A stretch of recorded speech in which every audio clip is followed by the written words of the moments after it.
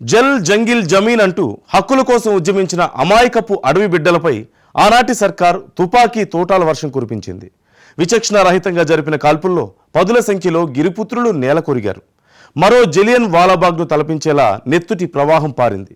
అడవి ఎరుపెక్కి విప్లవ గర్జనై పోరు సలిపింది. ఆ నెత్తుటి గాయం నేటితో 44 ఏళ్లు పూర్తి చేసుకుంది. ప్రాణత్యాగం చేసిన ఆనాటి అమరుల వీరత్వానికి నిలువెత్తు సాక్ష్యం ఇదిగో ఈ ఇంద్రవెల్లి స్తూపం. గత పోరాటాల స్ఫూర్తిని నేటికి రగిలిస్తూ టీవీగా నిలబడి కలబడమంటోంది. జల్ జంగిల్ జమీన్ అంటూ మరోసారి గర్జించమంటోంది.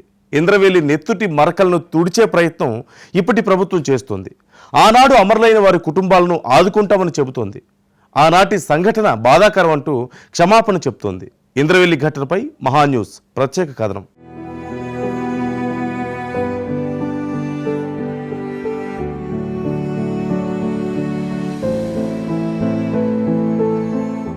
ఆదిలాబాద్ జిల్లాలోని ఇంద్రవెల్లి పేరు వింటే చాలు అందరికీ గుర్తొచ్చేది ఒక్కటే, ఆదివాసీలు తమ హక్కుల కోసం చేసిన పోరాటం. జల్ జమీన్ జంగిల్ నినాదంతో ఐక్యమైన ఆదివాసీలు సరిగ్గా 44 ఏళ్ల క్రితం ఇదే రోజున పదుల సంఖ్యలో పోలీసుల తూటాలకు బలైపోయారు. అందుకే ఈ రోజును గుర్తు చేస్తే ఆదివాసీల్లో అంతటి సమరోత్సాహం. అప్పటి ఇంద్రవెల్లి నెత్తుటి గాయాలు నేటితో 44 ఏళ్లు పూర్తి చేసుకున్నాయి. 44 ఏళ్ల తరువాత ఎట్టకేలకు ఇంద్రవెల్లి స్వేచ్ఛావాయువులను పీల్చుకుంటోంది. ఇంద్రవెల్లి అమరవీరుల సంస్మరణ దినాన్ని ప్రభుత్వం తొలిసారిగా అధికారికంగా నిర్వహించింది. ఆంక్షల నడుమ ఇంద్రవెల్లి అమరవీరులకు నివాళులర్పించడంపై 44 ఏళ్లుగా ఉన్న నిషేధం, నిర్బంధాలను రాష్ట్ర ప్రభుత్వం ఎత్తివేసింది. తెలంగాణ రాష్ట్రం సిద్ధించిన అధికార నిర్వహణకు అవకాశం లేకుండా పోయింది. ఆదివాసీ అమరులకు సరైన గౌరవం దక్కాలని స్వేచ్ఛాయుత వాతావరణంలో అధికారికంగా అమరవీరుల సంస్మరణ దినోత్సవం జరపాలన్న ఆదివాసీ సంఘాల విజ్ఞప్తుల మేరకు ఎట్టకేలకు కాంగ్రెస్ సర్కార్ ఇంద్రవెల్లి అమరవీరుల సంస్మరణ దినోత్సవాన్ని అధికారికంగా నిర్వహించడంతో గిరిజనులు స్వేచ్ఛగా నివాళులర్పించారు.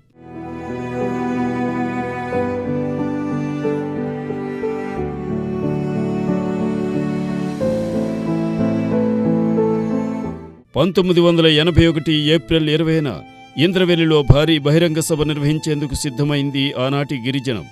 భూమి కోసం, భుక్తి కోసం, నియంతృత్వ ప్రభుత్వం నుండి విముక్తి కోసం పోరాటానికి తుడుం మోగించింది. జల్ జంగిల్ జమీన్ అంటూ నినదిస్తూ ఎర్రజెండా ఊపింది. ఈ పోరాటానికి అనుమతి లేదంటూ ఆనాటి ప్రభుత్వం కఠిన ఆంక్షలు అమలు చేసింది. అవేమీ లెక్క చేయకుండా తుపాకీ తూటాలను సైతం ఎదుర్కొనేందుకు మావనాటే మావ సర్కార్ అంటూ నినదిస్తూ పోరు సలిపింది ఆనాటి ఆదివాసీ జనం. ఈ పోరాటంలో 13 మంది ఆదివాసీలు మరణించారని ఆనాటి కాంగ్రెస్ ప్రభుత్వం ప్రకటించింది. మృతుల సంఖ్య 100కు పైగా ఉంటుందని ఆదివాసీలు చెబుతుంటారు. ఆ కాల్పుల్లో అమరులైన ఆదివాసీల త్యాగాలను గుర్తు చేసుకుంటూ ప్రతి ఏటా ఏప్రిల్ 20న ఇంద్రవెల్లి మండలం హీరాపూర్లో ఆదివాసీలు సంస్మరణ దినోత్సవం నిర్వహిస్తుంటారు.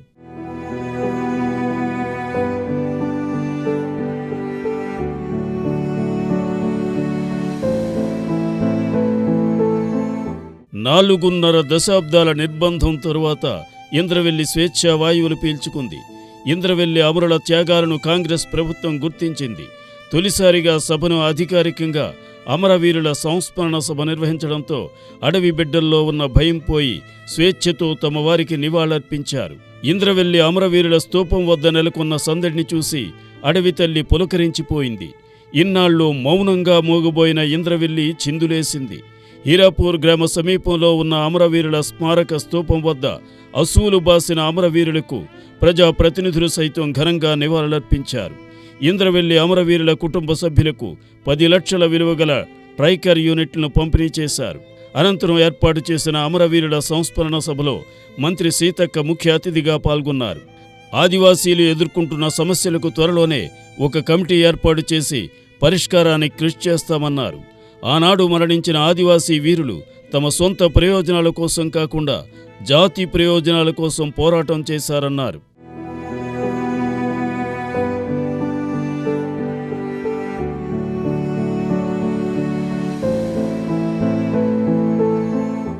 అంతకుముందు అమరులైన వీరులకు ఆదివాసీ గిరిజనులు ఘనంగా నివాళులర్పించారు.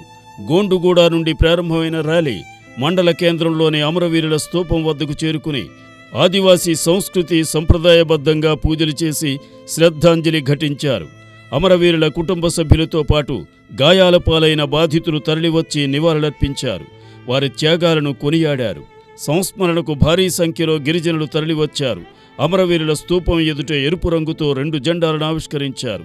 మంత్రి సీతక్క, ఎంపీ నాగేష్, ఆదిలాబాద్ జిల్లా SP Mahajan, ITDA PO Khushbu Gupta, Mancherial MLA Premsagar, ఎమ్మెల్యేలు బొజ్జు పటేల్, కోవలక్ష్మి, ఎమ్మెల్సీ దండే విఠల్, మాజీ ఎంపీ సోయం బాపురావుతో పాటు ఆదివాసీ సంఘాల నాయకులు పాల్గొన్నారు.